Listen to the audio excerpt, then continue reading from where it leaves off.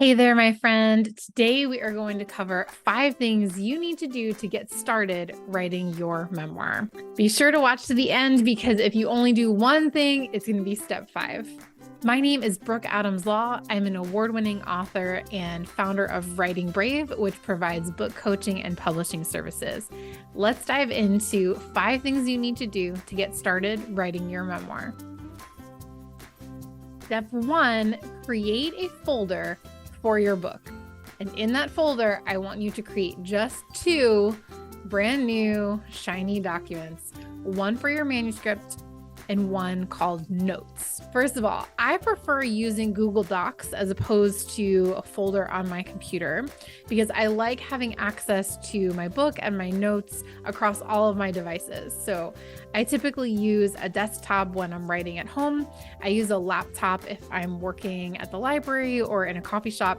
And I also get ideas sometimes and I just have my phone. So I want to be able to open my phone quickly, navigate to the right Google Doc and put in some notes or put in an idea for a scene. So I prefer using Google Docs. You can use whatever software you would like. There's lots of writing specific software out there, but if you get bogged down in details, just use Google Docs.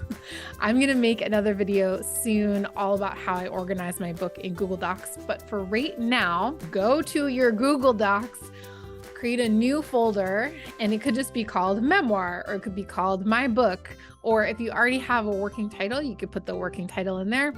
You're going to open the folder and create those 2 documents, like I said, one for the manuscript itself and one for notes.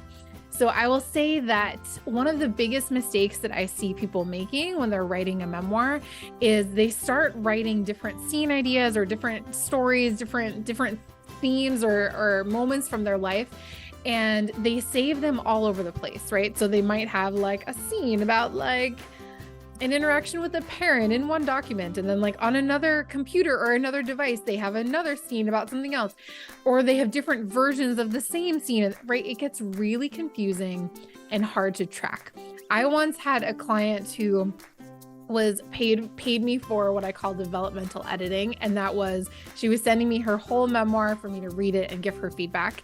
And she sent me this folder with like 60 different documents in it. And I was like, no, like, I'm not like, no, you have to put it in one document for me. And she wasn't able to do it. So she actually paid me extra to go through every single document, put them in some kind of order, and then read them from there. But it causes a lot of extra work when you do that. So don't do that, right? Create one document for your manuscript and then have a separate document for notes. It makes it really easy to kind of go between them. The other thing, okay, 2 other pieces about this. One is if you have already started and stopped a bunch of documents, right? If you have made that mistake that I see all the time of folks, writing different scenes and having just a million different documents in all different places, start bringing them into your folder, right? And you might even create a subfolder in there called old versions or like old drafts, and just put all of the material in there. And if you come across more, right, just keep adding it in there. But I want you to kind of pull out the parts that you want to be in the working draft and put them in the manuscript document. And if you have notes or ideas or things you want to think about or not forget, right, start typing them in the notes document. The other thing I want to say is if you handwrite, so if you have a whole bunch of journals and or notebooks and you've written down different things, right, start kind of pulling them out. Maybe make a stack of notebooks or journals of things you want to pull from. And I want you to kind of schedule a time each week where you're going to start typing some of that stuff up. Alternately, you could hire someone or ask a family member, a child or a grandchild, if they would be willing to type it up for you, and you could pay them if you want, or, do something special for them. So, make sure that you're, again, making kind of a stack of journals or documents if you've handwritten things, journals or notebooks, and start typing those up either yourself, or you can hire someone or have a family member or a friend help you with that. Okay. Step 2, one of the first things that you need to do when you start writing your memoir is to make a decision. I want you to decide, is your memoir just for you, or is it for readers? I want you to like really start thinking about like the stories that you want to tell. Are they kind of for your own processing? Are they family stories? Are you writing, just for your family to have a history of your life, or maybe, your parents, grandparents, right? Like, is this kind of a family history book and it's meant to stay in your family? Or is the story, do you envision it being for a wider readership, right? And I'm not saying you need to decide right this second, like, are you going to, go for a traditional book deal and, are you wanting like millions of readers, which by the way, might not happen, but it doesn't matter because right now we are starting the process, right? Stay in the step you're in. But I do want you to decide now, like, is this book for yourself, your own processing, and for your family? Or is this book for a wider readership, right? So if it's for readers, you're going to need to pay a lot more attention to the structure of your book, which I'm going to talk about next. Step 3, I want you to start surrounding yourself with writers that you look up to, right? So what we learn by experiencing how other people do things, right? So we learn how to write by reading, by experiencing other books. And we also learn, right, by teaching, which is what I'm doing in this video, but we can learn by example, by reading the great memoirs that have come right before us, before yours. So I want you to read in 2 different kind of buckets. I want you to read memoirs that appeal to you, right? So you don't need to read a particular type of memoir, like you don't need to read popular ones or celebrity ones if that doesn't appeal to you, but read memoirs that appeal to you, whatever that may be. And if you're not sure, like, start doing some research. You might Google like different types of memoirs, like different genres of memoirs. Is yours a childhood memoir? Is it an addiction memoir, right? There's different slices that it might be. Is it sort of a genre bending memoir, right? Like, is your story like really specific and outrageous, right? So read memoirs that appeal to you, and they may or may not be similar to what you're writing. That's okay. Just read any memoir that appeals to you, but start like actively seeking out memoirs that you can read to learn by example. And as you're reading those, I want you to really think about, like, what is this author doing that's interesting to me, right? How are they building suspense? How do they start their book off? How do they write, what comes next? How do they organize chapter by chapter? Are they moving you through the story chronologically? How much of their life are they covering in the memoir? Is it like a really specific slice of life? Like, for example, in the book Wild by Cheryl Strayed, she's giving you a really specific slice of her life, which is when she's hiking the Pacific Crest Trail. And then she does give you some flashbacks that sort of go to the experiences that she's processing during that hike, but it's a very specific slice of her life. So start noticing, right? What is the slice of life that this person is expressing? And what about their voice or the way they're telling the story is interesting to you? Just start noticing. The other group of books that I would love for you to start reading are books about writing memoir, right? So surround yourself by writers, in your, psychologically, not necessarily in person, although that can be fun too, but surround yourself by folks who are writing memoir, and then people who are writing books about memoir, about how to write memoir. One of the books that I really love about writing memoir is called The Art of Writing Memoir by Mary Karr. And Mary Karr is like considered the mother of modern memoir, right? So her book, The Liars Club, huge bestseller, and really is kind of held up as this example of one of the first modern memoirs in the way that we see the genre today. She's also written Lit and Cherry. Those are 2 of her other memoirs, but she has written this book called The Art of Memoir, and it's brilliant. So as you're studying memoir, I want you to bring in books about the craft of writing memoir, and that is a great one to start with.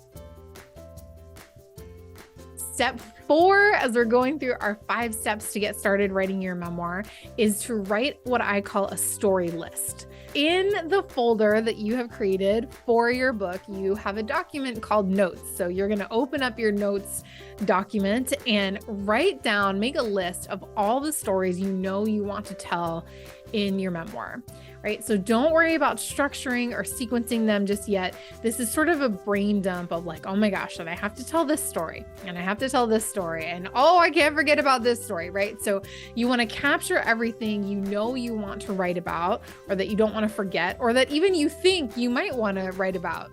You know, it be a question mark. Maybe there's a list of stories you know you want to tell. They're sort of must tell stories.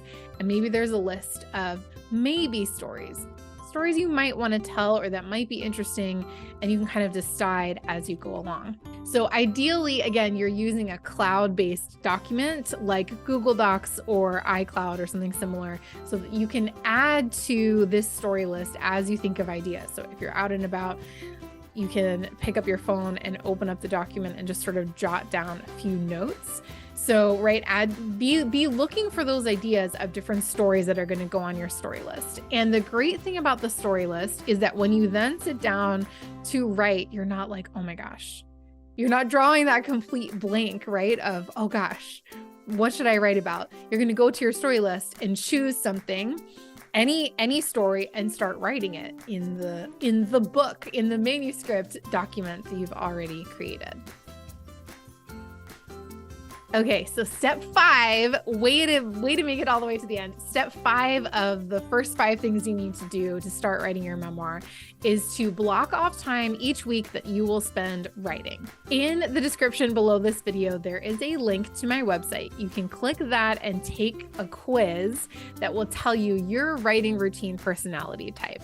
So there's a couple different ones, and I'm not going to review them all here, but basically you might be what I call a turtle. That's what I am, where you really do best doing a little bit of writing every day.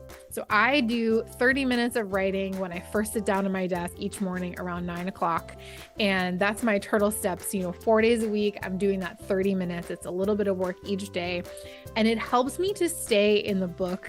It just really helps me to kind of be touching it a little bit every day, right? It helps me kind of build momentum. But you might be the total opposite of a turtle, which I call a sprinter, which is that you do better doing a longer block of writing, maybe 1 day a week, right? So I have a friend who's a screenwriter, and she's totally a sprinter. She will do a full day of writing, and she'll aim for 10,000 words on like a Thursday or whatever it is. And it really helps her to focus on one thing, do a really long chunk of writing. For you, it might be like you're going to do 2 hours once a week, right? So pick an afternoon or a morning or a night, depending on, what kind of person you are. And when you feel most creative, you're going to block off, right, that a couple hours of time if you're a sprinter. So like I said, go to the link below in the description, take my quiz, and you can find out what your writing routine personality type is. There's also recommendations in the quiz results that are going to tell you how to add pleasure boosters to your routine and to really make it a habit and not just something you're trying out, right? So the truth is that if you don't do this step, right, step 5, which is to block off time each week that you will write, you will never write your memoir. That is like the key ingredient, is to actually spend the time writing. It's really fun to like Google around and look at different YouTube videos and get tips. But if you're not writing regularly, then you're not moving forward on your goal. So go take my quiz, see what kind of writing routine personality type you have, and start building a writing practice that works for you. Okay, so just to recap, the 5 things that you need to do to get started writing your memoir. Step 1, create a folder for your book with those 2 documents, one for the manuscript, one for your notes.